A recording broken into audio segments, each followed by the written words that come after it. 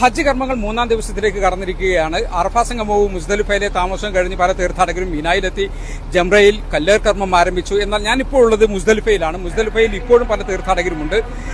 മിനായിലെ ജംറയിൽ എറിയാനുള്ള കല്ലുകൾ ശേഖരിച്ച് ഇവിടെ തുറന്ന മൈതാനത്ത് കിടന്നിറങ്ങുകയാണ് പല തീർത്ഥാടകരും. അതിന്റെ ഏറ്റവും പ്രധാനപ്പെട്ട ഒരു കാര്യം, ഹജ്ജ് എന്ന് പറഞ്ഞാൽ അത് സമത്വത്തിന്റെയും ത്യാഗത്തിന്റെയും പ്രതീകമാണ് എന്ന് വെറുതെ പറയുന്നതല്ല. ഇവിടെ നമുക്ക് കാണാം സാധാരണക്കാരും ധനാഢ്യരും പാവങ്ങളും അറബിയും അനറബിയും കറുത്തവനും വെളുത്തവനും 100-160 രാജ്യങ്ങളിൽ നിന്നുള്ള തീർത്ഥാടകരൊക്കെ ഒരേ വേഷം ധരിച്ച് ഒരേ മന്ത്രധ്വനികളുമായി ഒരേ കർമ്മങ്ങൾ നിർവഹിച്ച് കർമ്മങ്ങൾ നിർവഹിക്കുന്ന ഒരു കാഴ്ച നമുക്കിവിടെ കാണാൻ സാധിക്കും.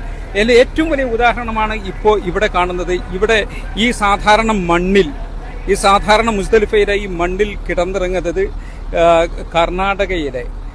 കർണാടകയുടെ നിയമസഭാ സ്പീക്കർ UT ഖാദർ ആണ്. അതോടൊപ്പം തന്നെ അദ്ദേഹത്തിന്റെ തൊട്ട് സമീപത്ത് കിടന്നിറങ്ങുന്നത് അദ്ദേഹത്തിന്റെ സഹായികൾ. അതോടൊപ്പം തന്നെ ഇവിടെ സുന്നി നേതാവ് കേരള മുസ്ലിം ജമാഅത്തിന്റെ സംസ്ഥാന ജനറൽ സെക്രട്ടറി ഇബ്രാഹിം ഖലീൽ അൽ ബുഖാരി, ഇതുപോലുള്ള പല രാജ്യക്കാരുമാണ് ഇവിടെ. ഈ സാധാരണ മണ്ണിൽ അവർ കഴിച്ച ഭക്ഷണത്തിന്റെ പാത്രങ്ങൾ നമുക്കിവിടെ കാണാം.